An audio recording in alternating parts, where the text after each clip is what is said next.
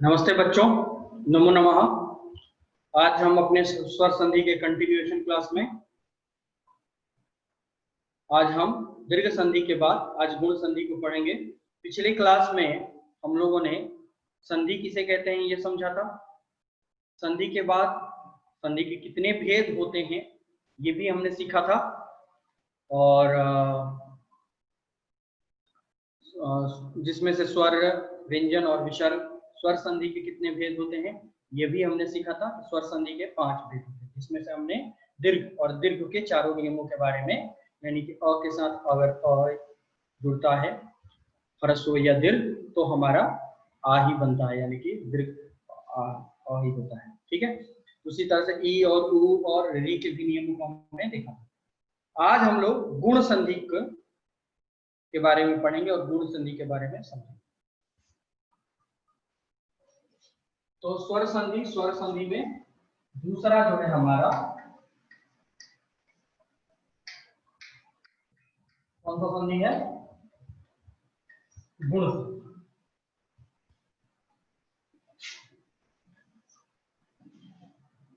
दूसरा जो है हमारा गुण संधि। तो गुण संधि में कह रहा है जिसमें 2 नियम होता है। ठीक है, इसमें होता क्या है, अ के बाद अभी तक अ, ई के बाद ई, उ के बाद उ और री के बाद री आ रहे हैं। इसमें क्या होता है, अ के बाद ई आता है, अ के बाद उ आता है, अ के बाद री आता है। ठीक है, और वो क्रमशः चेंज हो जाते हैं ए, ओ और आर में।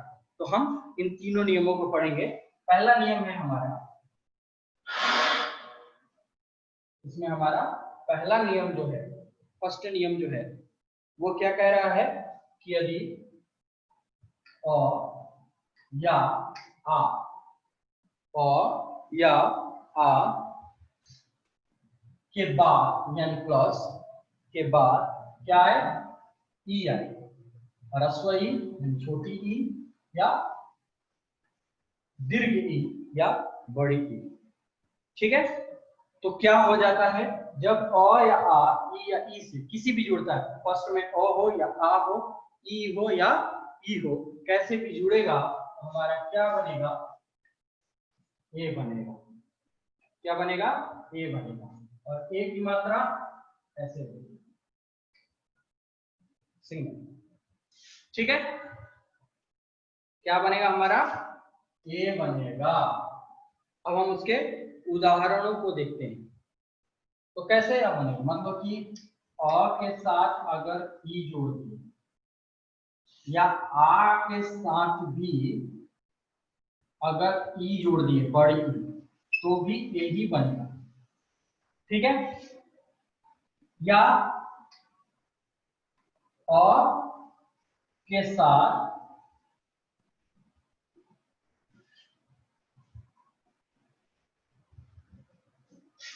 दीर्घ ई जोड़ दिए, कौन सी ई? दीर्घ ई। और आ के साथ भी दीर्घ ई जोड़ दिए, ए ही बनेगा। मतलब कि अ के बाद छोटी ई हो तो भी ए, आ के बाद छोटी ई हो तो भी ए, अ के बाद बड़ी ई हो तो भी ए, आ के बाद बड़ी ई हो तो भी ए ही बनेगा। अब समझ में आ गया? क्लियर? चलिए, तो अब एक एक उदाहरणों को हम देखते हैं। इसको नोट डाउन कर लेंगे पहले। अब लिखते हैं, इसको उदाहरणों को देखते हैं। तो मान लो धन प्लस इंद्र, धन प्लस इंद्र, तो क्या हो जाएगा? धन प्लस इंद्र तो ध, नौ, नौ में क्या है, क्या है? नौ में अ है, नौ में अ है, नौ में अ है। और इंद्र हमें यहाँ पे क्या आ रहा है, ई आ रहा है, तो छोटी। तो अ और ई को जोड़ते हैं तो क्या बनता है? ए। और ई को जोड़ते हैं तो ए बनता है। तो क्या हो जाएगा? धन प्लस इंद्र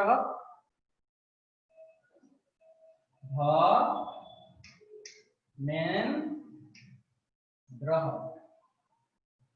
ठीक है, धन प्लस इंद्र धनेन्द्र, धन प्लस इंद्र धनेन्द्र।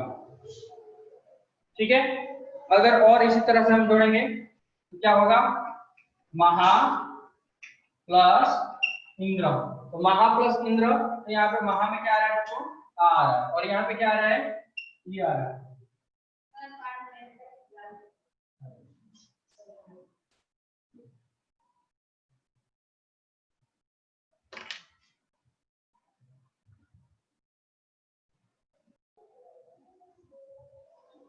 ठीक है बच्चों, तो ये महा प्लस इंद्र, तो महा में आ की मात्रा और इंद्र ई, तो क्या हो जाएगा, आ और ई ए, तो क्या हो जाएगा, महेंद्र।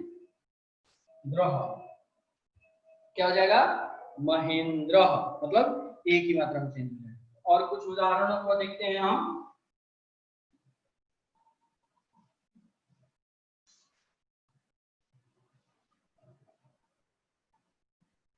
और कुछ उदाहरणों में देखेंगे,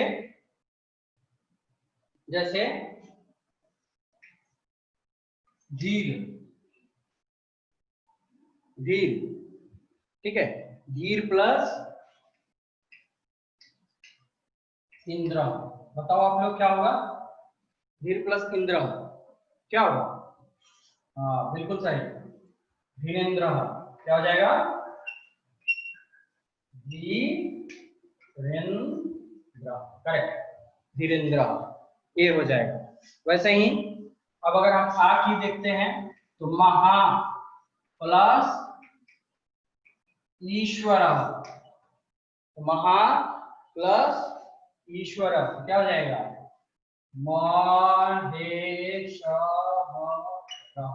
महेश्वर, महा प्लस ईश्वर, महा प्लस ईश्वर महेश्वर। ठीक है, तो ये था हमारा गुण संधि का पहला नियम। ठीक है, अब हम आते हैं अपने दूसरे नियम पे। तो दूसरा नियम है हमारा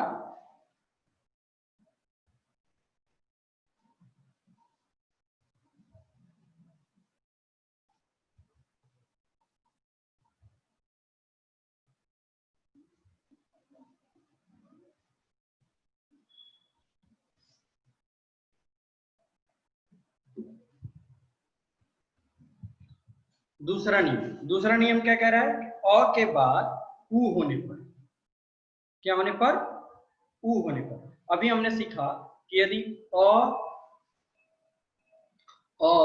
या आ के साथ अगर ई को जोड़ते हैं तो हमारा क्या बन जाता है, ए बन जाता है। वैसे गुण संधि में और दूसरा हमारा नियम क्या होगा कि अ के साथ अगर हम उ को जोड़ेंगे तो क्या होगा, तो अ या आ के साथ उ या उ को जोड़ने पर, बड़ा उ को जोड़ने पर हमारा ओ बन जाता है। क्या बन जाता है, ओ, क्या बनता है, ओ बनता है। ठीक है बच्चों, क्या बनता है, ओ बनता है। तो हम उदाहरण में देखेंगे, इसको मैं अगर तोड़ के लिखना चाहूं, मैं लिखूंगा अ प्लस उ या आ प्लस बड़ा उ, दोनों के जगह पे क्या होगा, ओ, और इधर अ प्लस बड़ा उ, आ प्लस बड़ा उ, दोनों को जोड़ के लिखूंगा तो भी ओ। ठीक है बच्चों, तो समझ में आ गया, इसको नोट डाउन कर लेंगे, वीडियो को यहीं पे रोक के फिर आगे बढ़ेंगे। तो चलो अब इसके उदाहरणों को देखते हैं। इसके उदाहरण में सूर्य प्लस उदय, सूर्य प्लस उदय क्या हो जाएगा, सूर्योदय, सूर्य प्लस उदय सूर्योदय।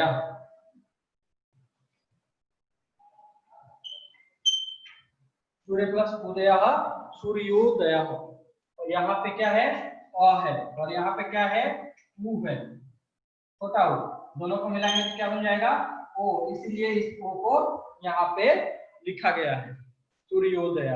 उसी तरह से शुभा प्लस उक्ति शुभोक्ति, उसी तरह से क्या हो जाएगा, शुभ प्लस उक्ति शुभोक्ति, चंद्र प्लस उदय चंद्रोदय, और दिन प्लस उदय दिनोदय। ठीक है, तो इस तरह से हम और ऊ का उदाहरणों को भी देख सकते हैं। ठीक है, और एक उदाहरण देखते हैं।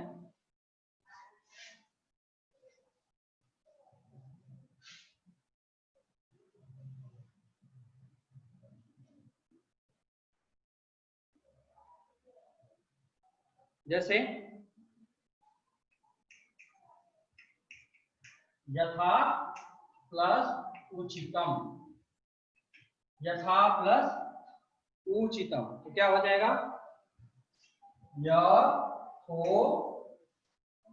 थो क्यों, यहाँ पे आ आया और यहाँ पे क्या आया, ऊ आया, आ और ऊ को जोड़ेंगे तो क्या हो जाएगा, ओ हो जाएगा, आ और ऊ को जोड़ेंगे तो ओ हो जाएगा। यहाँ पे यथा प्लस उचितम, यथोचितम, ठीक है। उसी तरह से परम प्लस ईश्वर, परम सॉरी परम प्लस ईश्वर, पुरुष प्लस उत्तम पुरुषोत्तम, और परम प्लस ईश्वर किसमें आ जाएगा, ई आएगा तो एक ही मात्रा आ जाएगी, तो वो हमारा कौन सा संधि हो जाएगा, गुण संधि ही होगा, लेकिन ए होगा। ठीक है, और हमारा दूसरा नियम होगा दिन प्लस उदय दिनोदय, महा प्लस गुरु मुहारु, हित प्लस उपदेश हितोपदेश, परीक्षा प्लस उत्सुक परीक्षोदक, और सर्व प्लस उदय सर्वोदय। इस तरह से हम अन्य उदाहरणों को भी दिख सकते हैं गुण संधि में। ठीक है, तो गुण संधि में पहले हमने क्या सीखा, अ के बाद अगर ई आता है तो ए बन जाता है। दूसरा नियम हमने क्या सीखा, यदि अ या आ के बाद उ आता है तो ओ बन जाता है। क्या बन जाता है, ओ बन जाता है। अब हम तीसरे नियम को देखेंगे।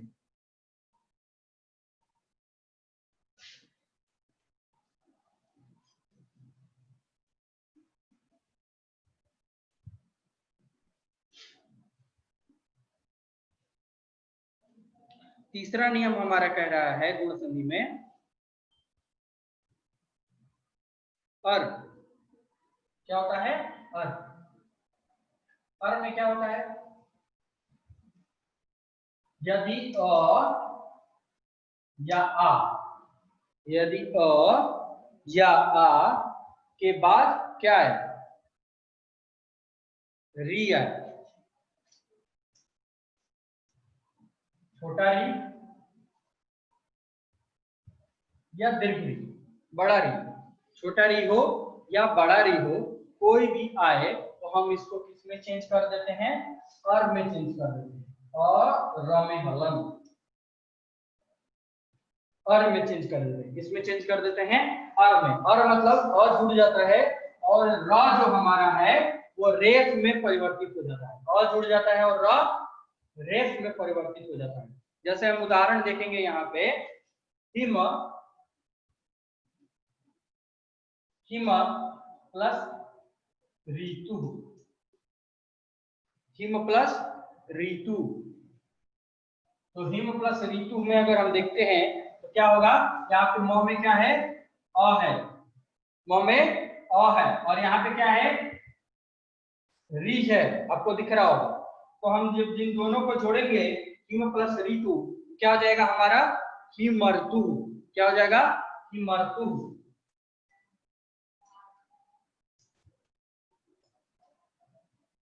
हिमर्तु।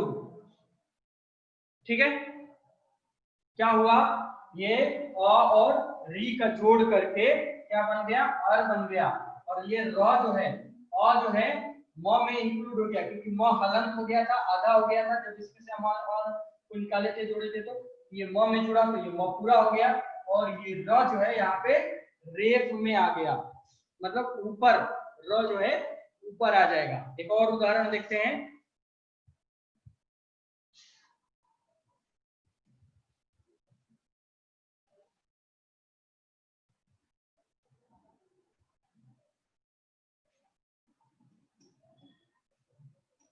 राज प्लस ऋषि, तो राज प्लस ऋषि को जब हम जोड़ेंगे क्या हो जाएगा, ज में अ और यहाँ पे री तो र अर हो जाएगा, तो रा जर सी, और यहाँ पे हम रेफ लगा देंगे, राजर्षि। ठीक है बच्चों, एक और उदाहरण देखते हैं इससे।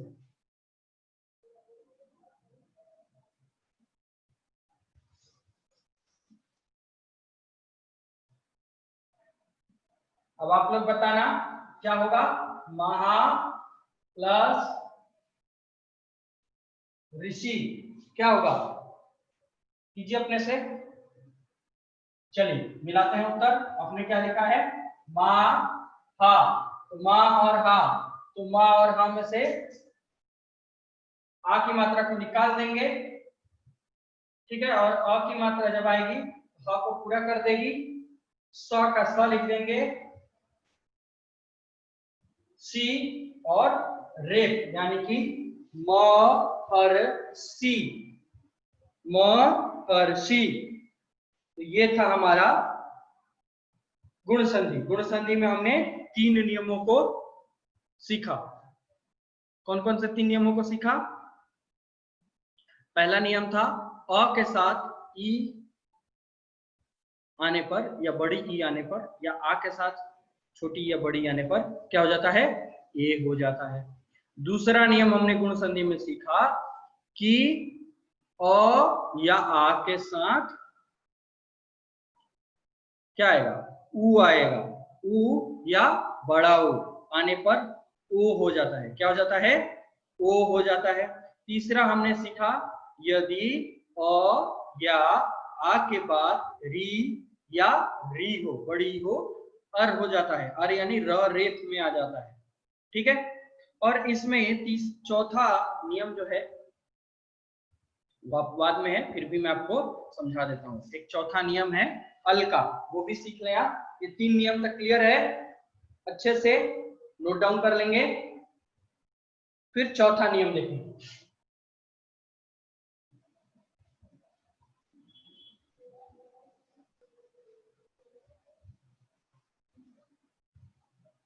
चौथा नियम क्या कह रहा है, चौथा नियम कहता है यदि अ या आ के बाद, अ या आ के बाद लिरी आए,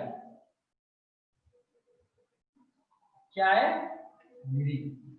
आपने पढ़ा था ना लिरी, स्वर वर्ण में, बिल्कुल लिरी आए। तो अभी हम स्वर संधि पढ़ रहे हैं ना, स्वर संधि के अंदर गुण संधि पढ़ रहे हैं, तो स्वर वर्ण ही है, तो लिरी आए तो क्या हो जाएगा, क्या हो जाएगा, अल हो जाएगा, क्या हो जाएगा, अल हो जाएगा, क्या होगा, अल। तो देखते हैं एक उदाहरण, तो प्लस लिरिकार, तो प्लस लिरिकार, तो प्लस लिरिकार क्या हो जाएगा, तवलकार, क्या हो जाएगा, त व लिरी की जगह पे अल होगा तो आधा ल, आधा ल क्यों, क्योंकि ल में हलन, आधा ल क्यों, क्योंकि ल में हलन, और ये जो अ दिया है उस अ से ये व पूरा हो गया। ठीक है, तो तवल कारह, तवल कारह, तव और यहाँ पे हमारा आधा ल है। ठीक है, तवल कारह। ठीक है बच्चों, तवल कार। इसी तरह से एक और उदाहरण अगर इससे देखें तो माला प्लस ऋकार, तो आप लोग बताइए क्या होगा, माला प्लस ऋकार,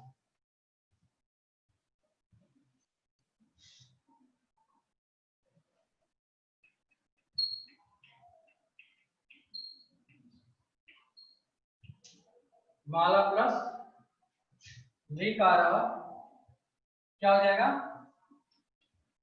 मा ल फिर आधा ल फिर का फिर रह। ठीक है, मालल कारह, ठीक है, मैंने माला के आकार, ममल ऋकार मलल कार। तो इस तरह से हर जगह पे यह हमारा नियम, अगर अ के बाद अगर लिरी आता है तो अल हो जाता है। इस तरह से आज हम लोगों ने गुण संधि के 4 नियमों को सीखा। गुण संधि के 4 नियमों को सीखा। पहला नियम था, फिर से एक बार दोहरा देता हूँ कि आपको बार बार याद हो जाए, 3-4 बार मैं दोहरा दिया। पहला नियम था गुण संधि में, यदि अ या आ के साथ ई आता है तो ए बन जाता है, या दीर्घ आया या ह्रस्व। उसके बाद दूसरा क्या नियम था, ई अगर अ या आ के साथ उ आता है तो ओ बन जाता है। उसके बाद तीसरा नियम क्या था, यदि अ या आ के साथ री या री आता है तो अर बन जाता है। और उसके बाद चौथा नियम, अ या आ के साथ री आता है तो अल बन जाता है। ठीक है, ये 4 नियम थे। चारों नियमों से कुछ कुछ उदाहरणों को भी हमने किया।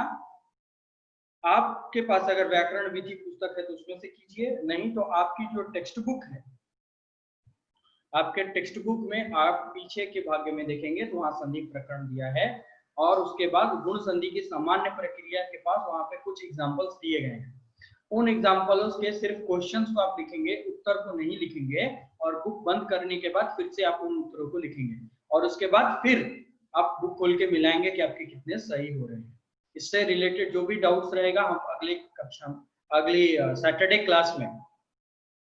क्लास में हम लोग उसको क्लियर करेंगे। ठीक है, अगर गुण संधि से कुछ भी रिलेटेड आपको डाउट रहता है या दीर्घ संधि से रिलेटेड कुछ डाउट रहता है।